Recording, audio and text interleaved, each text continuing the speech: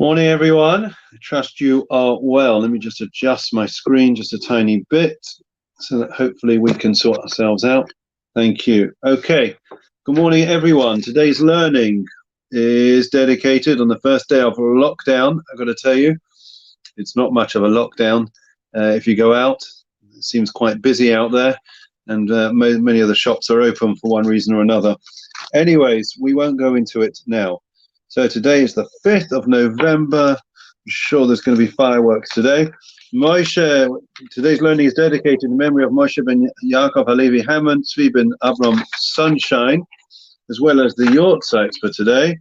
As well as those saying Kaddish, Leah bas Faivel, Tzvi bas Mordechai, Avram ben David Slavin, Shalom ben Yisrael Morris, Eliezer ben Shalom ben Avram Shmuel Beres, Berepegel bas Reuven, Shalom ben Eli ben bas Faivel, from Shoshana bas Yaakov Shmuel, Yechiel ben Achav ben Moshe Eliezer, and Sarah Malka bas Ben Yomin, wishing each and every one of their respective families long life and only simchas. So today we start with another gate, okay? Trying to do a gate a day. We'll give you a trivia question today. How many gates? Okay, let's just see who's here. Sorry, apologies. Good morning. A COVID good morning to you all, or a COVID lockdown good morning to you all. To Caroline, good morning. To Peter, to Rachel, to Michelle, to Powell, Estelle, and Richard. Good morning, everyone. Of course, we will try to keep safe, Richard. So, how many gates are there to the old city in Jerusalem? The old city, the original city of Jerusalem, right? How many gates are there? And can you name all those gates? Answers can be written in the comment box. Okay. Today we're going to deal with the gate of Simcha. Hashar HaSimcha. Okay. Simcha is, if I was to ask most people out there, okay, and I was to say to them, what do you want in life? What's the most important thing to you? I think we would have probably over 90% would say the most important thing is the idea of being happy. It's important for me to be happy. It's important that my kids are happy, my family is happy. I want to die a happy person. That's what most people say. That, of course, is not true. Okay, that's not the most important thing. And if it is, then you will find that most of your life is exceptionally disappointing, because we don't walk around with smiles on our faces and laughing the whole of the day. So what does that mean? That most of us are living miserable lives? No, that doesn't mean that. Let's have a look at what the idea of Simcha is. Simcha occupies a very central part of Judaism. Think about it. When you have a celebration, what's it called? A Simcha, right? A Simcha. And in fact, we find that the Torah tells us that that curses and bad stuff comes upon a person if they serve God without simcha, without happiness and joy in their hearts. If you don't serve God with happiness, then you're not really serving God. Ivdu es Hashem b'simcha, serve God with happiness. So why is that? Why is that? So happiness, is that something external or internal? Right? It's another question for you. In other words, if it is that happiness is something that is comes from external things, I don't know, I get a new car, right? I go on a nice holiday, and that's what makes me happy, then the happiness, firstly, is exceptionally limited, and secondly, even the happiness itself will likely to be disappointing. I hope everyone can hear me. I'm getting mixed messages from people. Estelle, can you hear me? I hope you can hear me. Okay, but the point being that if it is that I'm happy because of something, then I will likely be looking over my shoulder at other people, and I'm going to be very disappointed in that other people seem to have more than me, or seem to be more happy than me in what they've got. So it won't surprise you to know that happiness doesn't come from external things. Okay? Happiness is, think about it, we go to a simcha. Now, at the end of the day, it's one of the most joyous occasions, and yet We're not involved. So why are we so happy? We're happy because it doesn't involve us. We're not standing on the, well, most of us aren't standing under the chuppah.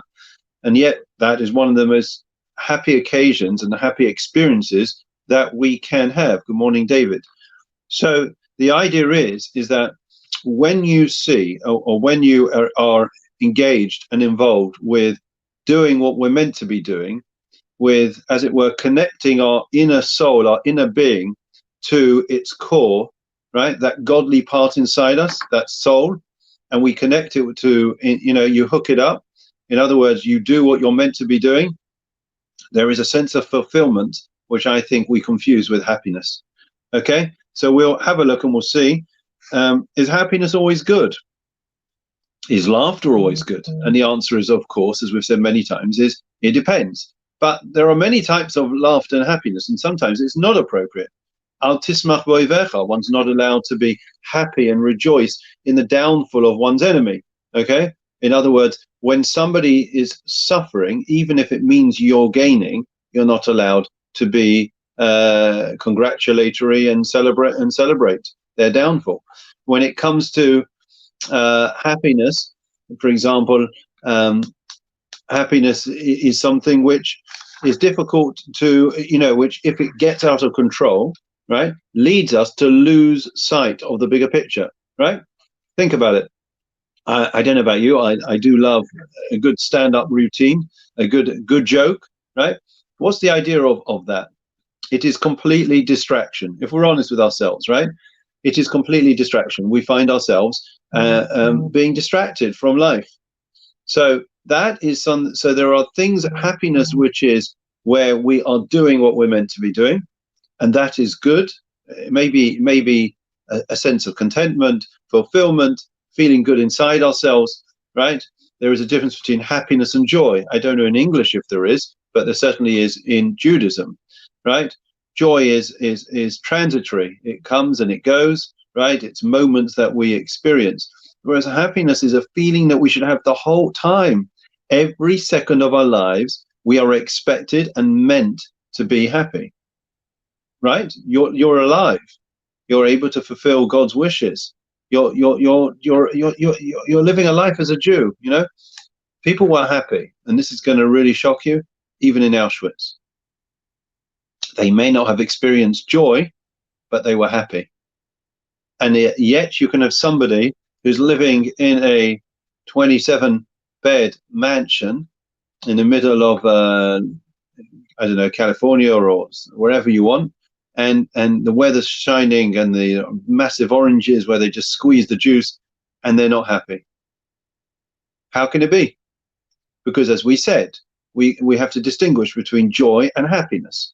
Joy are for the experiences that we go through. They come, they go. Happiness is a sense of fulfillment. You feel good, you know? Sometimes you come home and you've been involved with something, or even if you stayed at home and you had a good conversation, or you did something online, but you've done something which is productive, something where you feel I've accomplished. That is the feeling of happiness that we are all striving to have. And therefore, if we serve God properly, if we lived life as Jews properly, then we're going to be happy. That's the way it goes. So let's just go on a tiny bit. I know I've spoken for quite a bit. There was the story about a guy who wanted to find happiness. I think it was the king's son, the prince, wanted to find happiness. So the king said, you have to go to this distant, I've been told by my wise counsel that you have to go to this distant city, and there you'll find, ask for this man, and this man, you have to grab his jacket off him. And if you can grab the jacket off him, then that will make you happy. And basically, he went to the city, spent loads of time trying to look for the person, eventually found the person, and lo and behold, he wasn't wearing a jacket. And of course, the lesson which the king was trying to instill in his son is happiness cannot come from external things, right? It cannot come from that, because then it's transitory, and true happiness is something internal. It doesn't come from the outside. Okay, so how do we increase our joy? We've mentioned already a couple of ways. Let's just have a look at what he says about about those types of joy and happiness which are not good, right? For example, if there is a laughter, when we hear people laughing, it can be a wicked laughter. You ever heard somebody laugh in a wicked way? I have. There is another kind of joy in laughter which is very evil, such as laughing at one who is very circumspect in divine service and the fulfillment of mitzvahs. There are 4 evils in this. He who laughs darkens his soul to the light of mitzvahs. Perhaps the righteous man, because of the laughter, will depart from his righteousness, not being able to bear the ridicule. Many men have not yet attempted to walk in the ways of Hashem, will be deterred from repenting. He is like a highwayman standing at the crossroads and cutting off the speed of those bearing a gift to the king. Is he not the hater and the enemy? His evil is great. So if a person, if life is completely light-hearted, right? This is the point that he's making. I'm going to summarize it. If it is that life is not taken seriously by you, right? It's all a bit of a joke, right? It's about distraction. It's about entertainment, right? It's about having my own cinema. It's about, you know, going from one joke to the other, or one meme from the other meme. Then you know what? That is not a good type of happiness or laughter, because that's not connecting you, as we said before, with your purpose, with meaning, with your existence. All you're doing is distraction. But we know what's interesting. What was the name of Abraham's son? Name of Abraham's son, the one who followed in his footsteps, his progeny, was Yitzchak. Yitzchak, Isaac. What does Yitzchak mean? It means laughter. And when Sarah had him, it was told that she was going to have a son at the ripe old age of 90. She started to laugh, but Yitzchak. And yet Yitzchak was known for being God-fearing. And the two would seem to be a contradiction. And yet, now, having explained happiness the way we have, everyone should be in an informed position to be able to reconcile.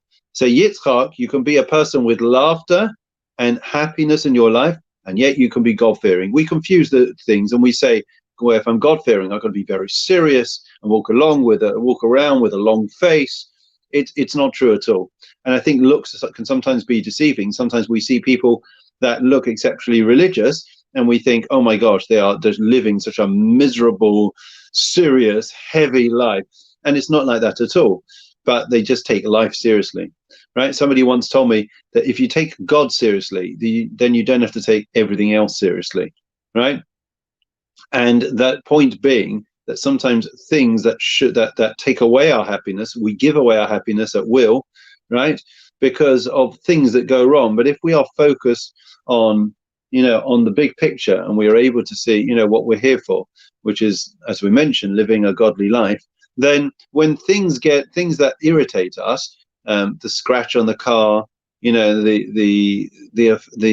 somebody said something to us that could cause offense, and so on and so forth, all the other things that go wrong, quote unquote, in our lives, then nobody can take away your happiness. You remain happy because your happiness doesn't come from things. So it doesn't stay with things, and it doesn't disappear when things disappear. And that is really what we need to teach our families, our children in particular, when we are living in a world that attaches such importance, and they associate happiness with acquisition and self-gratification. Nothing could be further from the truth, and that is why we know a person who believes in that way, it just carries on. It's perpetuated. You start with this, you think, if I have this car, then I'll be happy, and then you buy that car, and you're still not happy, so therefore and people just, gets completely out of control. We're going to have to stop there. An interesting point and discussion. I'm sure we could have another day. Let's go through Psalm of the day, Psalm 23. Apologies, we're 1 minute late. The Lord is my shepherd, I shall not want. He causes me to lie down in green pastures. He leads me beside still waters. He restores my soul. He leads me in the paths of righteousness for his name's sake. Even when I walk in the valley of darkness, I will fear no evil, for you are with me. Your rod and your staff, they comfort me. You set a table before me in the presence of my adversaries. The rest of it has gone.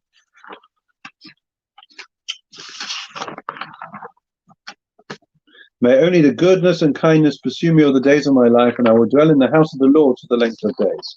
Memorial prayer. Adon Olamim Zacho Es Nishmois. Moshe ben Yaakov Alevi Hammond, Tzvi ben Avram Shush Sunshine, Leah bas Faivus, Tzvi bas Mordechai, Avram ben David Slavin, Shalom ben Yisrael Morris, Tzipora Feigle bas Ruben Baruch, Shalom ben Eli ben bas Faivus, Moshe Shambas, Yaakov Shmuel, Yom Yocheh ben Moshe Eliezer, Samalka bas ben Yamin Shal Choli Lamam, Chegan Eden Temenu Chasam Lachin Balarachamim, Yasrein Beseisakan Papi Olamim, V'Yisrael B'Chayis Shmasam Adonai Yonach Lasam, V'Yanuch B'Shalom Shkavam, V'Nomar Amen. Lastly, for Shlema. Mishebech, Hussein Robbins, Rabbi Yaakov, Moshe Aaron, David Shlomo, Yivarech, Rabbi Zochelim. Bavu Shanu Mispalim, Bavu Ram, Bizchaz HaKadosh Baruch Hu, Yimalei Rachim Aleihem, Lachim Alefosam, Vishlach Nim, Fushlim, and Shmam, Lachol Veim, Besoch Shachar Yisrael, Refusa Nefesh V'Zakov, Hashabag Zmakariv, and Amar, Amen. Sorry that we ran slightly late. I'm going to put on now the details for tonight. We look forward to seeing everyone at the Teresa Villiers interview with Gita and myself later. Take care. Have a great